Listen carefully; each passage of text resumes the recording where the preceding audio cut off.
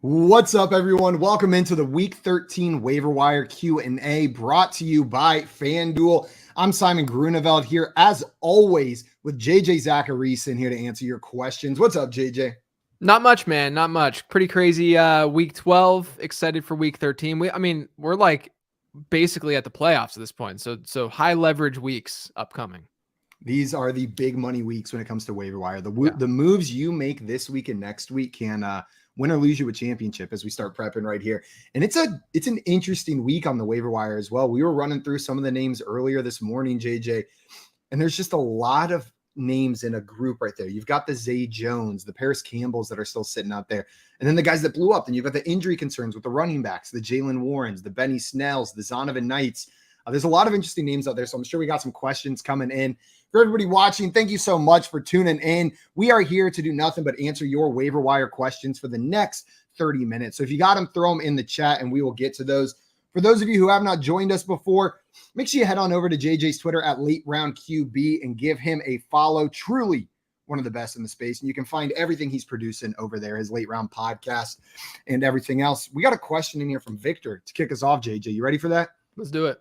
Victor says, "Hey, JJ, RIP Greg Dulcich."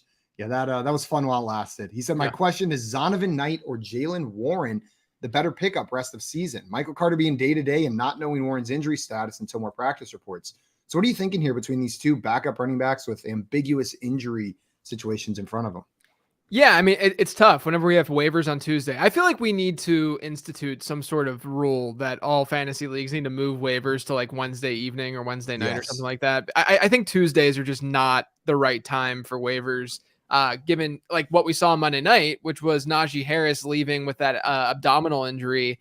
And I just was looking up before we started the stream to see if there's any update on the injury, and there's not any update on the injury right now with Najee. I did look at Dr. Edwin Porras over at Fantasy Points, who is a doctor of physical therapy, and he tweets great nuggets all the time about how long players have been out historically with these general tags, this general abdominal injury. We don't know exactly what's going on there, but it did seem like historically it's like a 1 to 2 week at least absence for players historically who have had this general tag of an injury. So I would expect. I think it's not, I'm leaning more right now as of Tuesday without any information. I'm leaning more towards Najee Harris not being able to go this weekend than him playing this weekend. I mean, it's possible that he plays. It's just the way that I'm leaning. And obviously we have Jalen Warren, who's had this hamstring injury.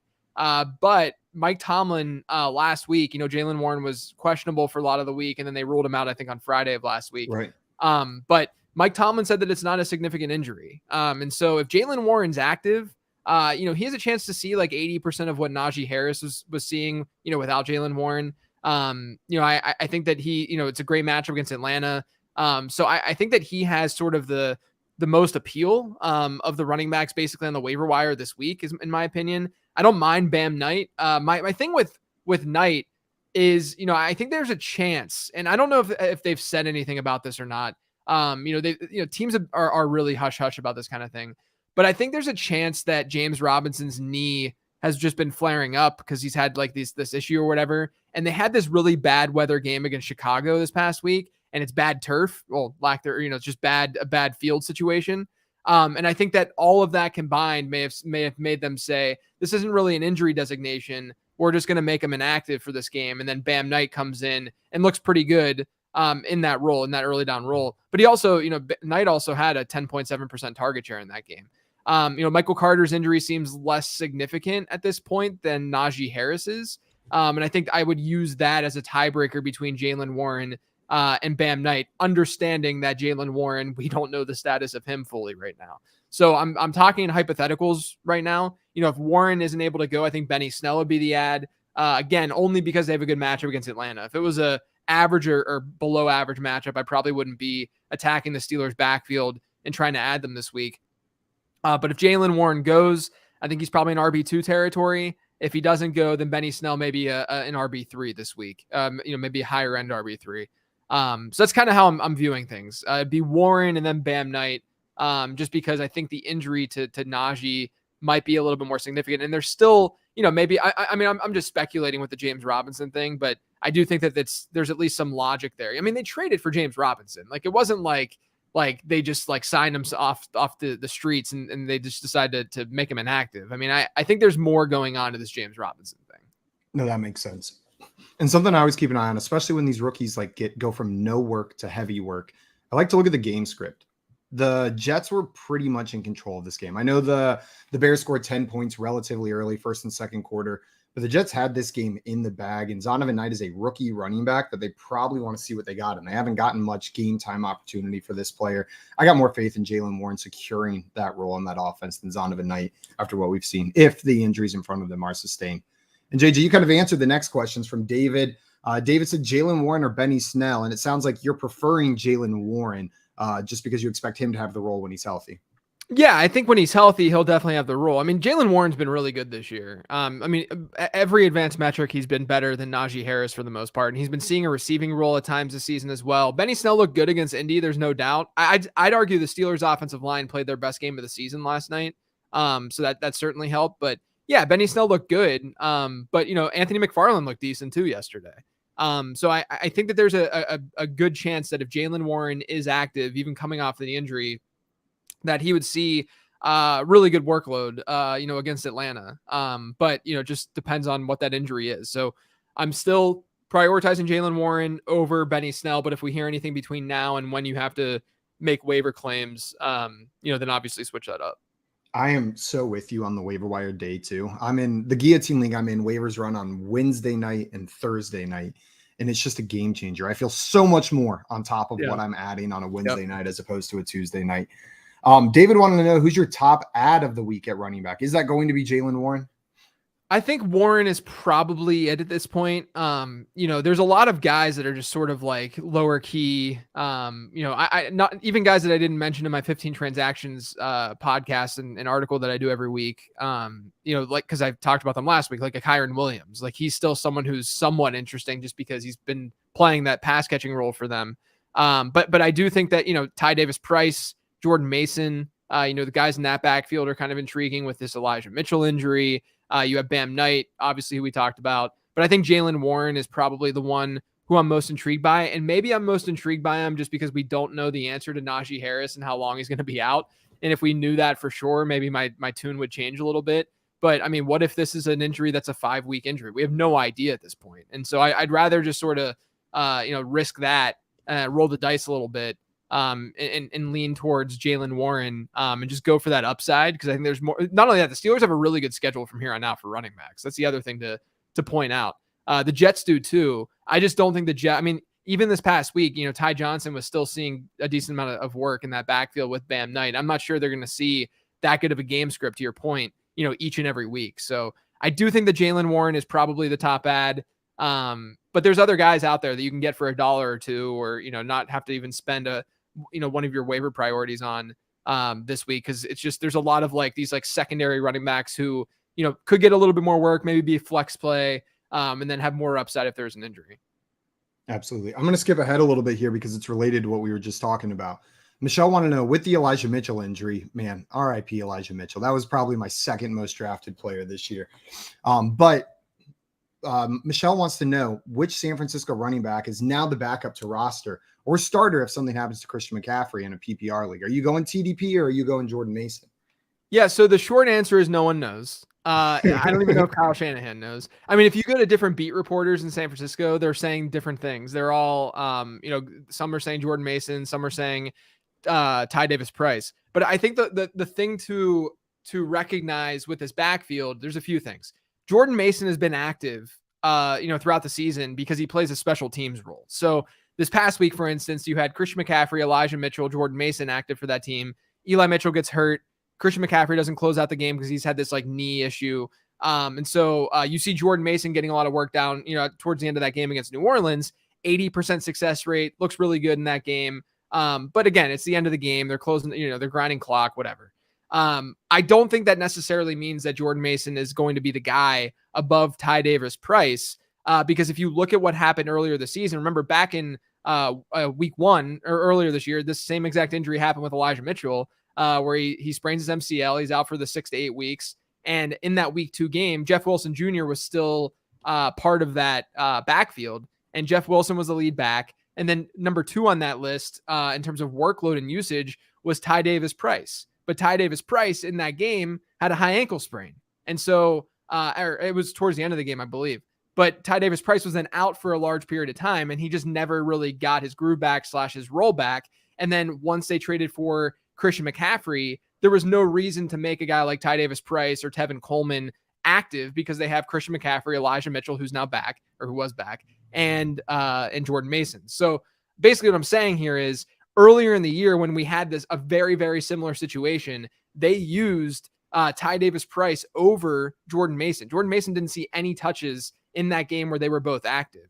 And so I think using that evidence and using the fact that, Davis Price was a better prospect than Mason. Mason might be playing better or played better in the preseason, et cetera, et cetera. But Davis Price was the better prospect. Wasn't like an amazing prospect in my model, but he's a bigger bodied guy who can run fast. And oftentimes that works in the Kyle Shanahan offense.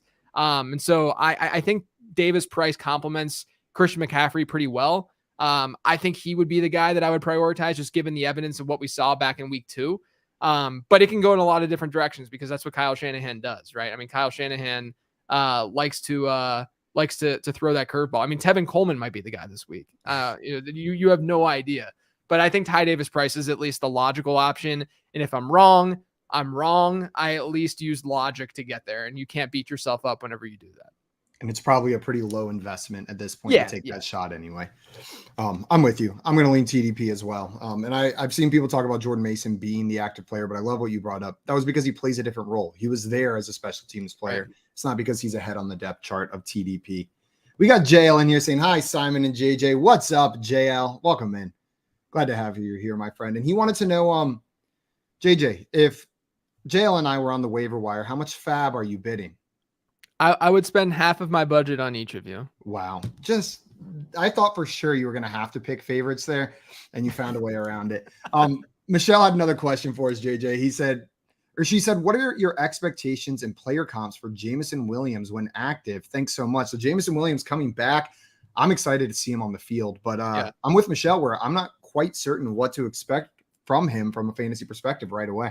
Yeah, I mean, look, sometimes in fantasy football, it's okay to not necessarily know what's going to happen. And you're just playing the possibilities. I actually said this on my podcast this week where I said, fantasy football isn't about a singular projection and running with that projection. It's about understanding range of outcomes. And with Jameson Williams, adding him or having him on your roster, not that big of a deal because it's a low investment, low cost to get him.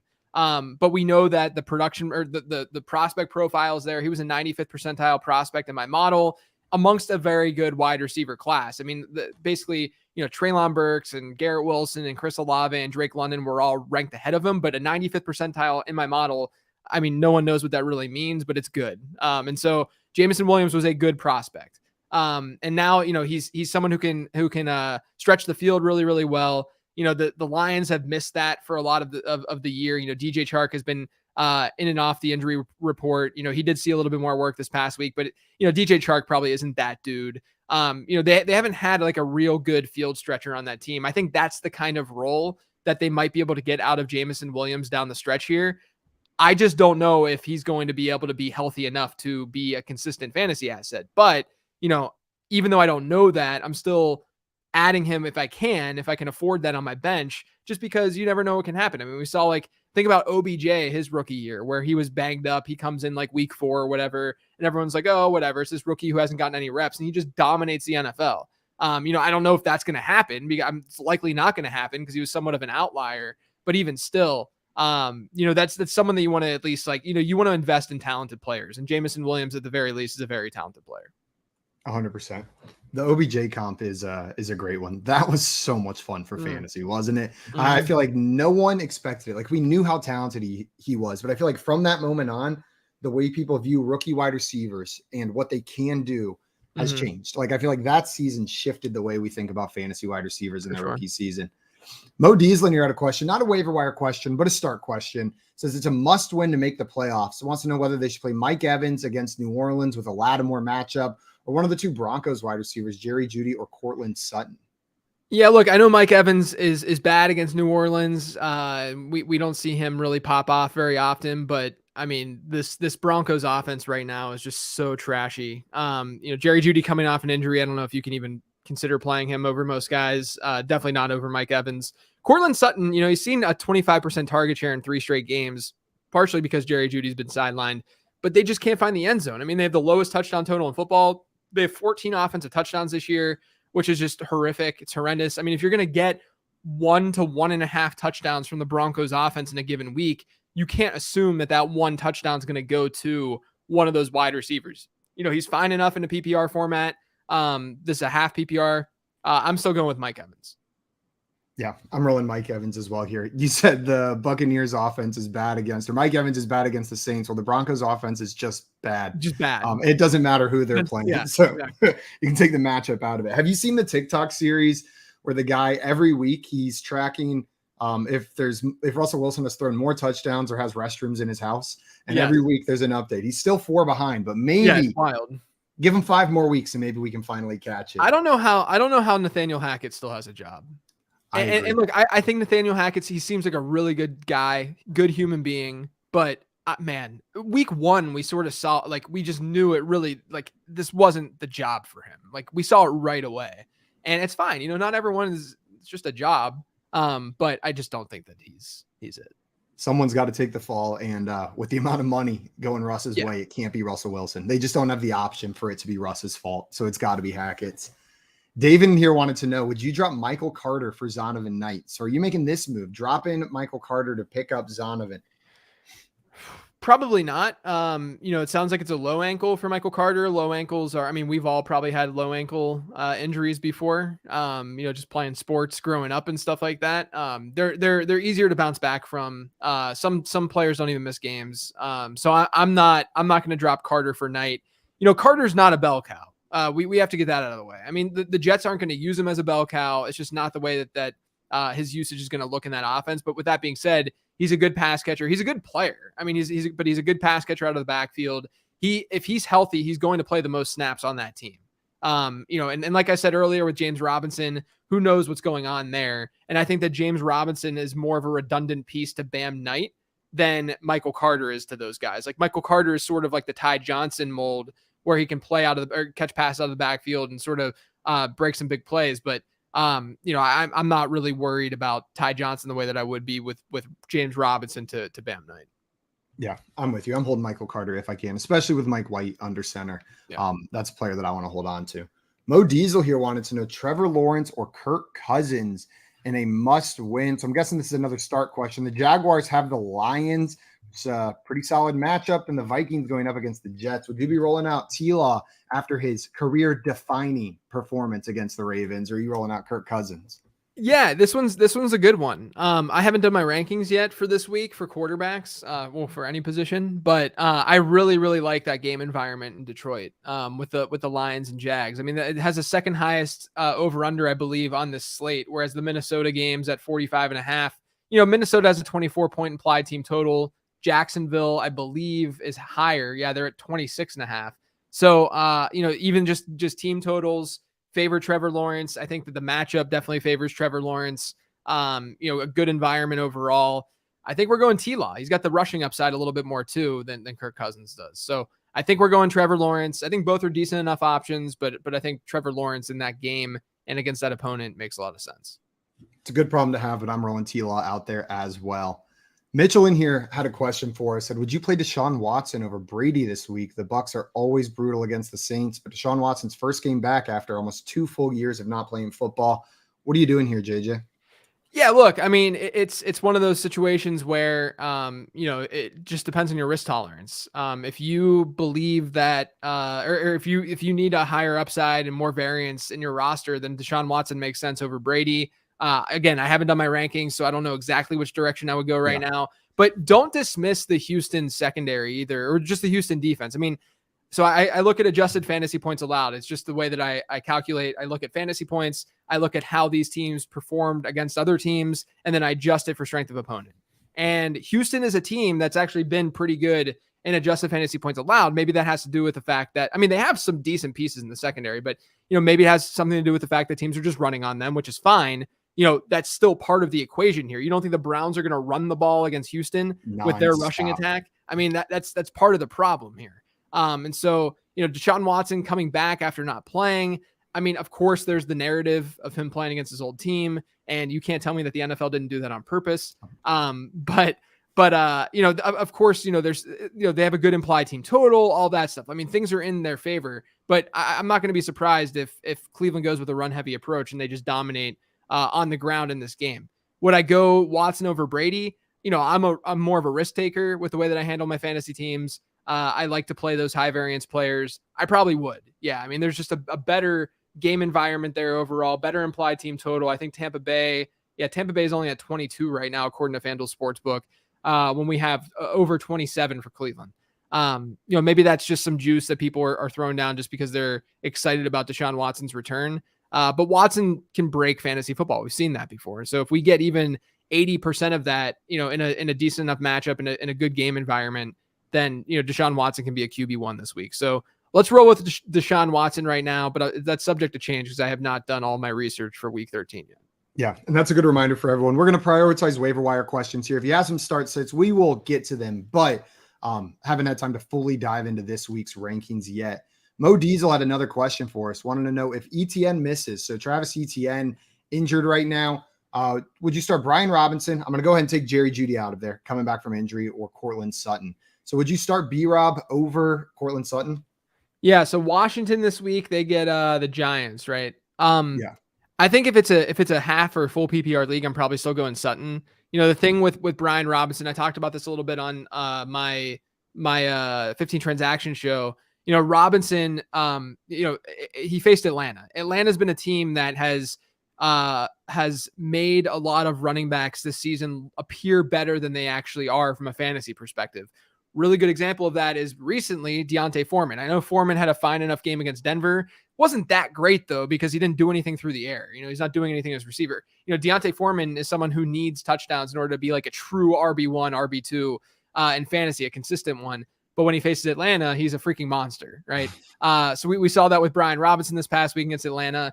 I still prefer Antonio Gibson to Brian Robinson rest of season. Robinson did play more snaps than Gibson last week after Gibson the previous week had seen a season high in snap share. So, it was like, oh, Antonio Gibson's finally taking over this backfield. Oh, wait, Brian Robinson's going to see more snaps than him against Atlanta. But, negative game scripts, which is possible in this game for Washington. They're 1.5 point underdogs. It's at least possible. It's possible against Atlanta, but the negative game script didn't really hit. And that favors Brian Robinson more when they have positive game scripts because he's not that much of a pass catcher. He had his highest target share of the season this past week at like 14%, but that's the first time he's been over 10%.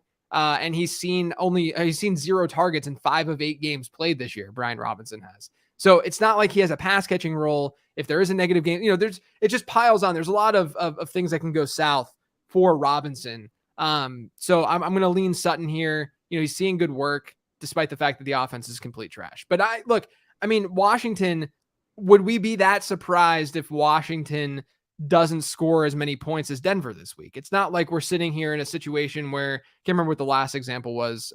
Mike Evans in Tampa Bay. But it's like we feel better about the Tampa Bay offense than we do the Washington offense. I mean, Taylor Heineke has not been very good. No. And so I think that's another way that you can look at this is from like a tiebreaker perspective. Yeah. No, Brian Robinson, I feel like I've just been confused. Every time I'm like, okay, now he's the guy. Yeah. They come back out and it's an Antonio Gibson game as well.